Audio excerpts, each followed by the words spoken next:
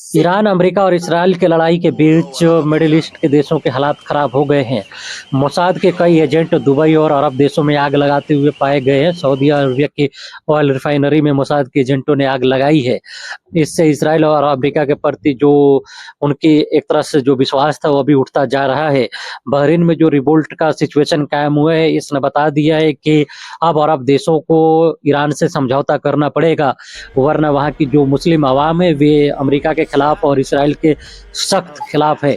Bahrain में revolt हो चुका है और वहाँ कंट्रोल काफ़ी किया जा रहा है और वहाँ हिंसक और दोनों साइड से गोलियां चल रही हैं। प्रदर्शनकारी जो ईरान के सपोर्ट में उतरे हैं और यूएसए बहरीन के जो रिजीम है बादशाह की, वे दोनों के बीच बम्पर गोलीबारी हो रही है।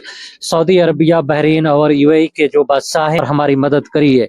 तकरीबन 600 से 50 से ज़्यादा अमरीकी मारे गए हैं, अमरीकी फौजी मारे गए हैं और तकरीबन 14 देशों से भाग खड़े हुए हैं अमेरिका के लोग।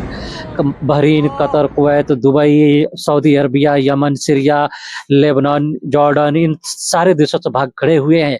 आपको कल मैंने अपडेट दिया था कि लाहौर में अमेरिकी दूतावास को गुस्साई भीड़ ने फूंक दिया था और अमेरिकी वहां से भाग खड़े हुए हैं, पाकिस्तान को भी छोड़कर। इस तरह यूनेस्को ने कहा है कि जो 192 से ज्यादा लड़कियां शहीद हुई हैं और बड़े तादाद में जख्मी हुई है, खासतौर पे 5 साल से 8 साल के बीच के लड़कियां, उसको मानवीय उल्लंघन कहा है, यानी इंसानी बहरान कहा है। इसको क्रिटिसाइज किया है इसराइल और अमेरिका को। अब अमेरिका बेशर्मी से कह रहा है कि हम इसको जांच कराएंगे कि गलती किसकी थी। एक तो मार रहा है 5 साल की, 10 साल की लड़कियों को और दूसरा कह रहा है कि हम देखेंगे कि गलती किसकी है। तो इस शर्मनाक जंग भी एक अहम मोड़ पे पहुंच चुका है। पूरा अरब देश जो कल तक ईरान और पूरा देश अमेरिका और इसराइल का पिट्ठू बने हुए थे, आज उनको समझ में आ गया है कि कुरान में सही ही कहा गया है कि क्रिश्चियंस और यहूदियों पे विश्वास नहीं किया जाना चाहिए। अब इस बात को सऊदी अरबिया का ऑफिशियल्स और डिफेंस मिनिस्ट्री भी मान रही है। इसीलिए वे लोग व्लादिमीर पुतिन से हाथ जोड़ के कह रहे हैं कि आप हमारी मदद करो और इस जंग को बंद करो। अली लारिजानी जो चीफ सेक्रेटरी हैं सिक्योरिटी काउंसिल के ईरान के, उन्होंने किसी तरह के झुकने को मना कर दिया है और कहा है कि अमेरिका धोखेबाज है, उस पर हम विश्वास नहीं करेंगे। 2 मार्च को जब वियना में, ऑस्ट्रिया के वियना में जो मीटिंग होने वाली थी, उससे 2 दिन पहले 28 फरवरी को ही अमेरिका ने धोखे से हमला करके हमारे सुप्रीम कमांडर, उनकी बेटी, पोती और दामाद और उनके घर वालों को मार दिया था। तो हम कैसे अमेरिका के पर ट्रस्ट करें? हम इस जंग को लंबा खींचेंगे और अमेरिका को बता देंगे कि उसकी हैसियत क्या है। और इसराइल को तल अवीव, हाइफा, यरूशलेम को ईरान ने जो बमबारी की है खतरनाक लेवल पे, पूरा का पूरा खंडहर बना दिया है।